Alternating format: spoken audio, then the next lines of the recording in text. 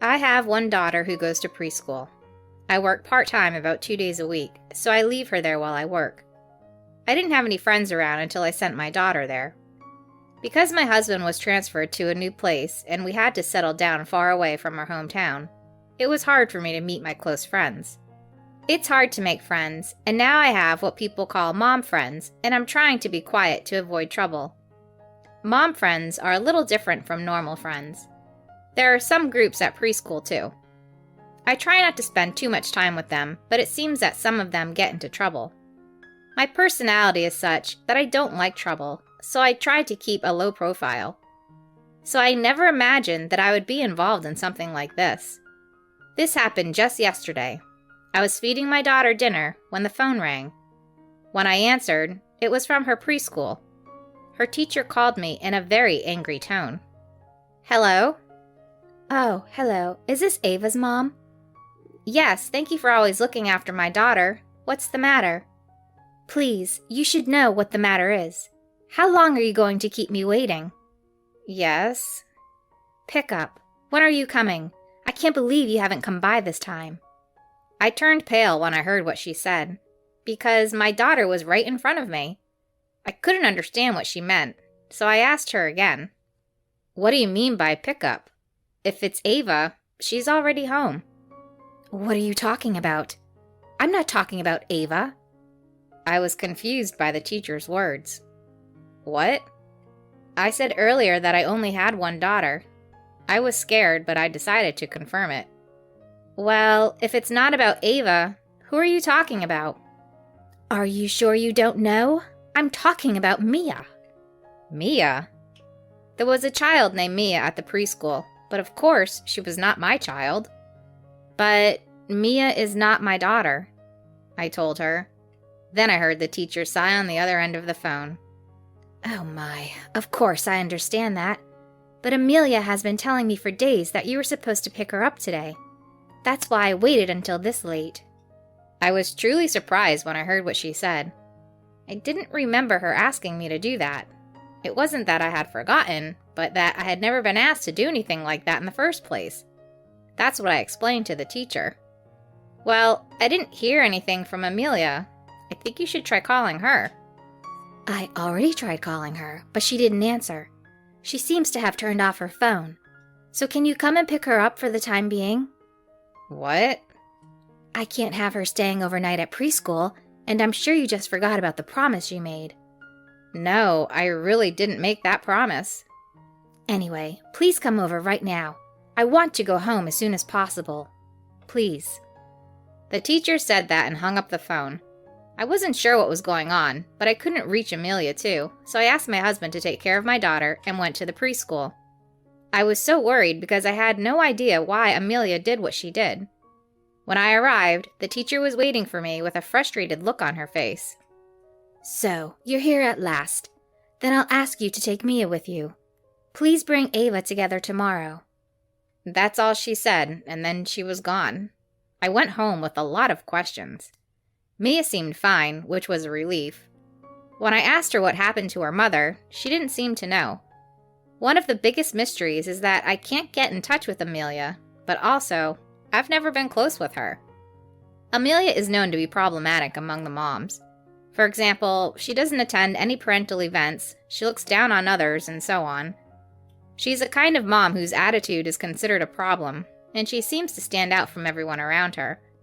That's why I hardly ever talk to her. I didn't understand why this was happening. I tried to contact Amelia several times that night until midnight, but her phone never connected. Mia had already gone to bed, so I gave up thinking there was nothing I can do about it and went to sleep too. The next day, I took Mia to the preschool with Ava, just like the teacher told me, and there was Amelia waiting for us with a nonchalant look on her face. "Oh, good morning. Thank you very much for yesterday, Emma. Thanks for taking care of Mia."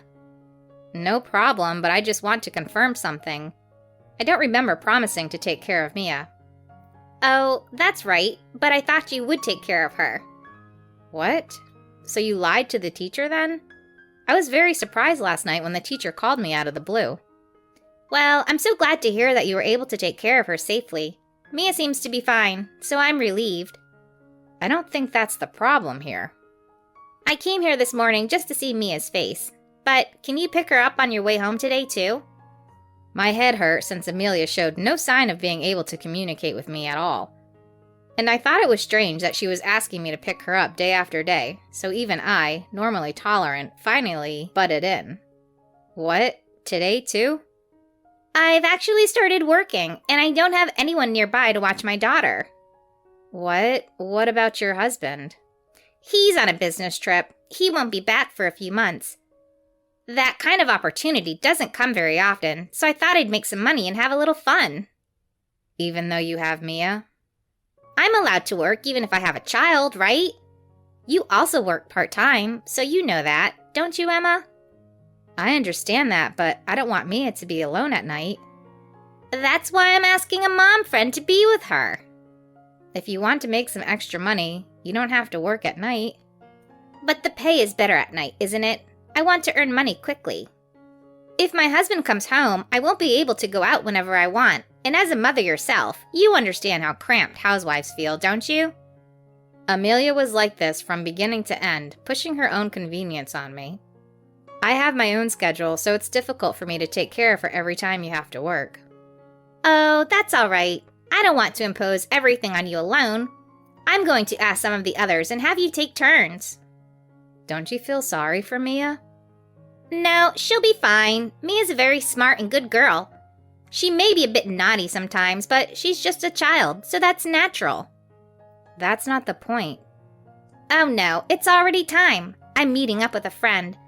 That's why I'll have to ask you to pick her up today. See you! What? Wait. I tried to stop her, but Amelia ran away. I told the preschool teacher what had happened. Can you please share that kind of thing with the moms and not me? The preschool can't take care of her. Also, I can't take care of her personally because other mothers might say that I'm favoring a child over another. Please understand. That's what she coldly said. So, Mia is at my house again tonight. She is certainly a good girl, and she gets along well with Ava. But to be honest, I'm worried of taking care of someone else's child. I don't even know if she has food allergies, so I have to keep an eye on her at all time. I tried to ask Amelia, but of course, her phone is turned off. I can't keep doing this forever. I thought about contacting Amelia's husband, but I don't have his contact information. And if I ask the preschool teacher for it, she'll probably say it's personal information. I can't seem to find a solution, so my mind is all over the place. It's hard for me to say I can't do something even if I can't do it. And that's not a good trait I have. I've always had a tendency to not say no when people ask me for something, so that's why I'm caught up in things like this. I'm discussing with my husband right now to see if there's anyone else I can ask to talk to about this. I can't just leave it like this. I'm not sure if other moms will be affected if I refused. Anyway, I'll think about it some more. I'll see what I can do to help Mia.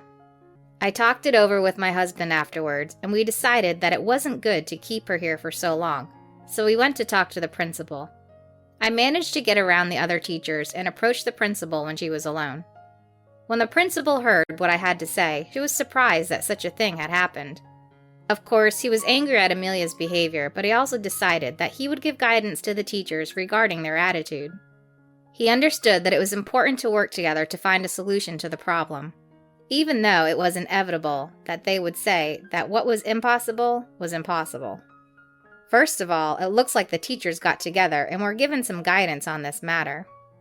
They said that there are things that can only be solved by moms working together, but that they should cooperate instead of leaving everything to them. As a result, the teacher who had been refusing to help us decided to come between Amelia and I. At first, Amelia was reluctant to discuss the matter with me. I have work today too. I don't like being called all the way out here all of a sudden. Amelia was giving off wanting to leave energy right away. Which is more important, your work or your children? The teacher asked her that, and she became a little quieter. I always thought the teacher's words were harsh, but I'm glad she said it so clearly at a time like this. Mia is more important, but people at work don't understand that kind of thing, and if I'm late, I might get fired. If that's the case, you should apply for night care. It costs money, but you can leave your child with us until 10 p.m. If you want to quit your job or change to a more flexible one, that's a different story. If you keep causing trouble for other mothers, they won't be able to help you when you need it. But if I have to pay for night childcare, then the reason I started working will be lost. You said earlier that your child is more important, didn't you? Isn't the answer clear then? I understand. I will tell them that I want to resign today. That was how Amelia decided to quit her job. I was so relieved, and the preschool teacher looked at me relieved, but also stunned at Amelia's responses. But it didn't end there. We decided to inform Amelia's husband, just in case. Amelia was reluctant, but I didn't want her to start working again without telling the teachers, or the other mothers, and pushing Mia to others. Her husband seemed to be surprised, as he didn't know anything, but it looks like he gave Amelia a good lecture. I'm sorry for pushing Mia. My husband got very angry with me about it. After that, my husband promised he'll take us somewhere when he comes back from his business trip. So I will try my best to take care of my child by myself until then. I'm really sorry for the trouble I caused you. She apologized to me. I was very surprised, but I was relieved. Well, if you really need help, you can rely on me. But I think Mia would like to be with her mom, so please be with her as much as possible. Yes, I will. I was only thinking about myself, and now that I've calmed down, I realize that I've become a dangerous mother. Thank you very much. Amelia seemed to have changed a little from before. As for me, the best thing is that Mia didn't get hurt. I don't know how long it will be before her husband comes home, and I can't imagine raising a child by myself. So I thought I would give Amelia a helping hand when she really needed it. Mothers are human beings, and they make mistakes too. If you can realize that and reflect on it, I don't think there's anything wrong with that. Amelia is a normal person too, and she might have just been tired from raising her child. What Amelia did was abnormal in the eyes of the world, and it's not easy to regain her trust. But I think she can change that, depending on how she thinks and acts from now on. I hope she can do her best for Mia. As a mom myself, I feel that I should do my best for my child too. This incident made me think about a lot of things. I want to avoid trouble from now on, but I'm going to keep in mind the phrase, we should help each other in times of need. I'd like to look at Amelia without judging her by what she did this time. So, I'll be devoting myself on parenting from now on.